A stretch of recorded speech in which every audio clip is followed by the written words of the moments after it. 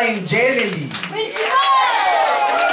Eto, Upline, kamusta naman? Ito, no, bihira niyo siguro itong makita. Siya naman is madalas kami nagmi-meeting. Madalas po kami magkasama-sama nito during leaders meeting namin.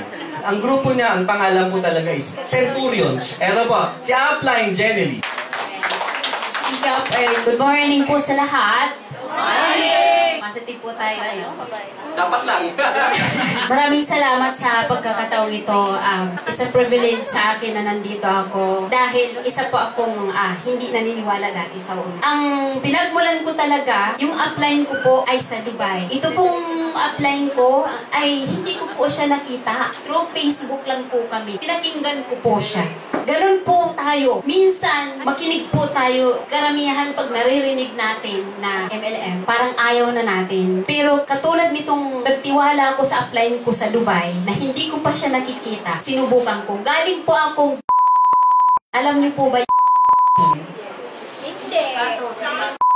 Po ang may-ari niyan is produkto po yun ng mga damit, sapatos, lahat po ng mga RTW. Hindi ko po yun naisip na ang akala ko po, ang tao ay bibili araw-araw ng sapatos. Bibili araw-araw ng damit. Dumating sa punto na itong upline ko, inalok ako through Facebook. In-invite niya ako. One day, inalok niya, uy, alam mo ba yung uno? Yun, nag-umpisa doon, ang tagal niya akong inalok, hindi ko po siya pinansin kasi ayaw ko po talaga. At okay naman po yung aking sa sitwasyon ko, hindi ko naman po siguro na naisip na mag-uno ako kasi lingid po naman sa sarili ko, nag-iisa po ako. I-share ko po sa inyo kung paano na-open po yung mind ko na hindi pala lahat ng MLM ay hindi ka kikita. Dito po nag-enjoy ako at nagpapasalamat po ako. Unang higit sila sa upline ko sa Dubai, nagtiwala po ako sa kanila. Dito po sa Singapore, ang akin pong nag-depend po ako dito. Andito po nagpapasalamat ako kay Up Ernie. Siya po yung gumabay sa akin. Andiyan po si Sir Jan.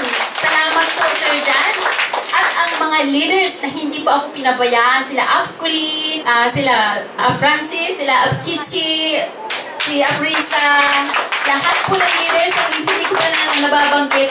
Maraming salamat po sa inyo lahat dahil binigyan nyo ako na-motivate nyo po ako ng husto. Ang masasabi ko lang sa inyo, huwag po kayong tumigil dahil ang uno po ay isa sa magbibigay sa atin na magandang financial freedom.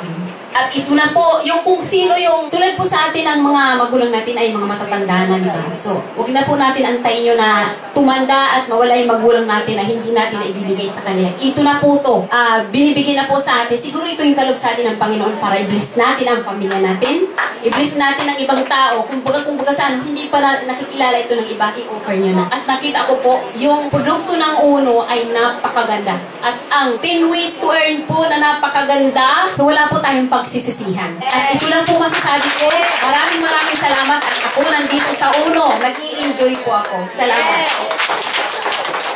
Grabe! Yan po ang leader po ng grupong Centurions of Dragon's Peak.